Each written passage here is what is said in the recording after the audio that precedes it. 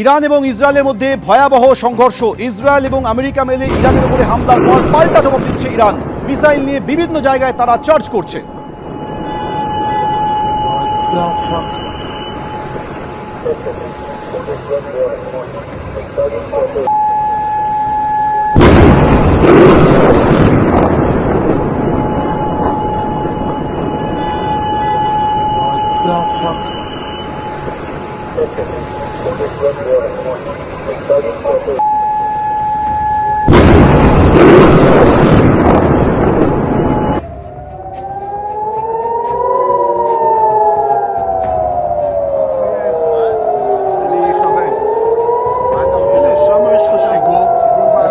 כן, נכון. כן, אבל בקושי רואים את זה. הוא היה לפני דקה כבר. כן.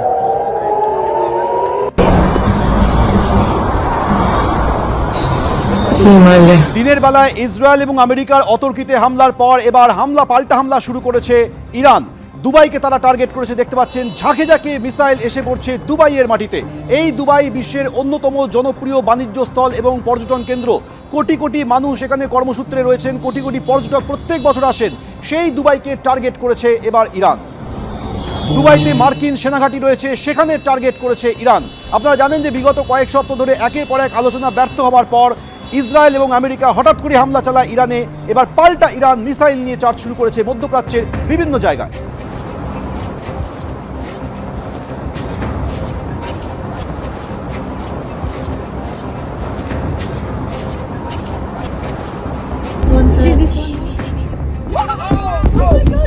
Oh my god, oh my god, oh my god, oh my god.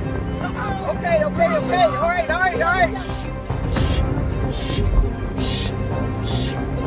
I do it, my love first, I'm please. going.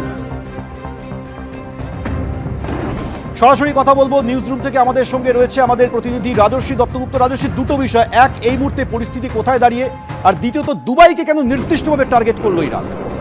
দেখো, পরিস্থিতি অত্যন্ত ভয়াবহ জায়গায় গিয়ে পৌঁছচ্ছে, কারণ যেভাবে দুটো দেশ একে অপরের প্রতি হামলা এবং প্রত্যাঘাতের হামলা চালিয়ে যাচ্ছে ক্রমাগত, সেখানে কোথাও এই পরিস্থিতি নিরসন বা প্রশমনের জায়গায় নেই। এবং শুরু করেছিল ইরান, শুরু করেছিল ইসরায়েল, আমেরিকার সাহায্য নিয়ে ইরানের ওপরে হামলা। এখন ইরান যেভাবে প্রত্যাঘাত করতে শুরু করেছে, ইরানকে যে আমেরিকা বিধ্বংসী হামলা করেছে ইসরায়েলের মাধ্যমে ইরানের ওপরে, তাদেরকে উচিত শিক্ষা দিতে মার্কিন ঘাঁটিগুলোকে লক্ষ্য করে যেভাবে দুবাইতে, কাতারে, দোহায়, মধ্যপ্রাচ্যের দেশগুলোতে হামলা করছে, সেটাই কিন্তু সবথেকে বেশি আশঙ্কার। কারণ প্রচুর ভারতীয় এই সমস্ত দেশগুলোতে ব্যবসায়ী এবং পেশাগত কারণে বসবাস করেন। তাদের ক্ষেত্রে নিরাপত্তা এবং সুনিশ্চিত করা, এটাই কিন্তু এখন ভারতের কাছে সবচেয়ে বড় চ্যালেঞ্জ। ইতিমধ্যেই যেটা আমরা জানতে পেরেছি যে ওখানে হেল্পলাইন চালু করা হয়েছে। এখানে যারা আত্মীয় স্বজন রয়েছেন তারা যাতে খোঁজখবর নিতে পারেন, সেই জন্য বিদেশ মন্ত্রকের তরফে ব্যবস্থা করা হচ্ছে। এবং যেটা যত তাড়াতাড়ি নিরাপদে সরিয়ে নিয়ে যাওয়া যায়, যে সমস্ত এলাকাগুলোতে হামলা হচ্ছে সেই সমস্ত এলাকায় যে ভারতীয়রা থাকেন তাদেরকে সরিয়ে নিয়ে যাওয়া যায় নিরাপদ জায়গায়, সেই চেষ্টা করা হচ্ছে। এবং এই গোটা বিষয়টা পরমাণু শক্তিধর দেশ হিসাবে ইরান আত্মপ্রকাশ করতে চায়। আমেরিকা সেটা কোনোভাবে মেনে নিতে রাজি নয় এবং ইরানকে জঙ্গি রাষ্ট্র আখ্যা দিয়ে মার্কিন প্রেসিডেন্ট ডোনাল্ড ট্রাম্প ইসরায়েলকে সাহায্য করেছেন যে ইরানের ওপরে হামলা চালাতে। এবং ইসরায়েল প্রিএমটিভ অ্যাটাক, অর্থাৎ আগাম আশঙ্কা করে আগাম হামলা চালিয়েছে ইরানের ওপরে। ইরানের প্রতিরক্ষা মন্ত্রী নিহত হয়েছেন বলে খবর আসছে এই ইসরায়েলি হামলায়, এবং তারপরেই ইরান এই প্রত্যাঘাতের হামলা শুরু করেছে জায়গায় জায়গায় নির্দিষ্ট করে, যেখানে যেখানে মার্কিন সামরিক ঘাঁটি রয়েছে সেই জায়গাগুলোকে টার্গেট করছে। এবং তুমি দেখতে পাচ্ছিলে যে দুবাইয়ের আকাশ জুড়ে ইরান থেকে ধেয়ে আসা ক্ষেপণাস্ত্র চলে আসছে। দুবাইয়ের হোটেলে আগুন লেগেছে, এরকম দৃশ্য দেখা যাচ্ছে। জায়গায় জায়গায় বিস্ফোরণ হচ্ছে, এইরকম ছবি দেখা যাচ্ছে। মানুষজন আর্তচিৎকার করছেন, ছুটে পালাচ্ছেন, এইরকম ছবি দেখা যাচ্ছে। এইটাই কিন্তু সবথেকে বড় উদ্বেগের বিষয়। এবং ক্রমাগত এই যুদ্ধটা এসকালেট করছে, অর্থাৎ আরও বেশি তীব্র থেকে তীব্রতর জায়গায় গিয়ে পৌঁছচ্ছে। রাজস্বী, আমাদের সঙ্গে থাকো।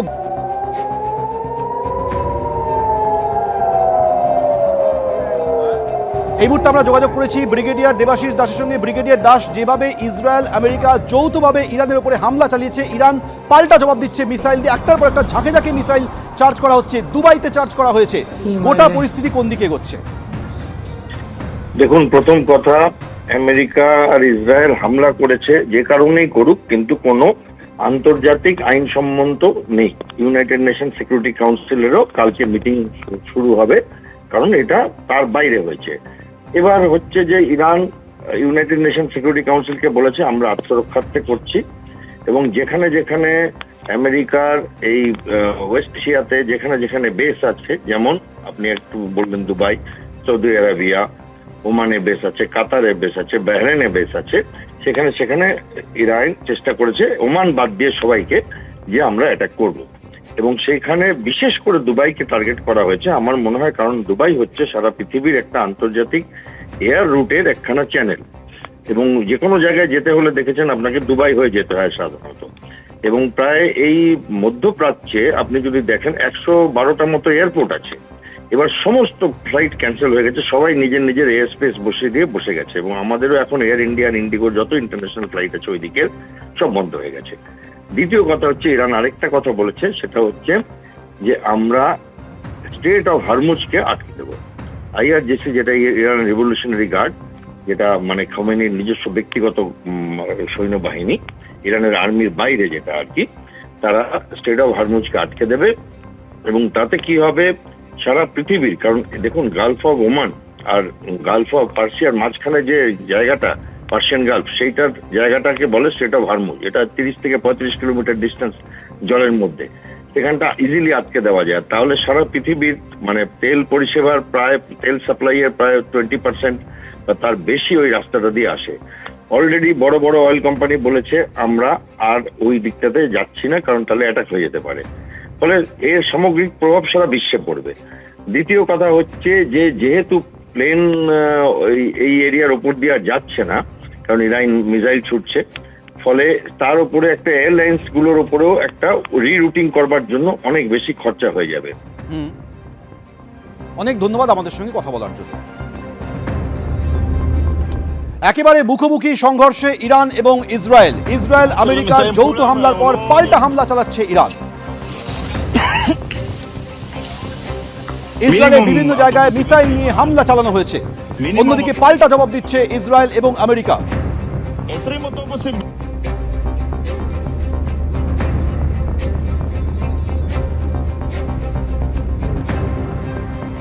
আর ইসরায়েল আমেরিকার ইরানের উপরে হামলার পর এবার দুবাইতে ঝাঁকে ঝাঁকে মিসাইল নিয়ে হামলা চালিয়েছে ইরান।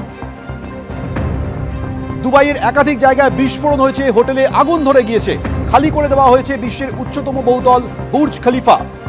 এই দুবাই বিশ্বের অন্যতম জনপ্রিয় এবং পর্যটন স্থল, এবং সেটাকেই টার্গেট করেছে ইরান।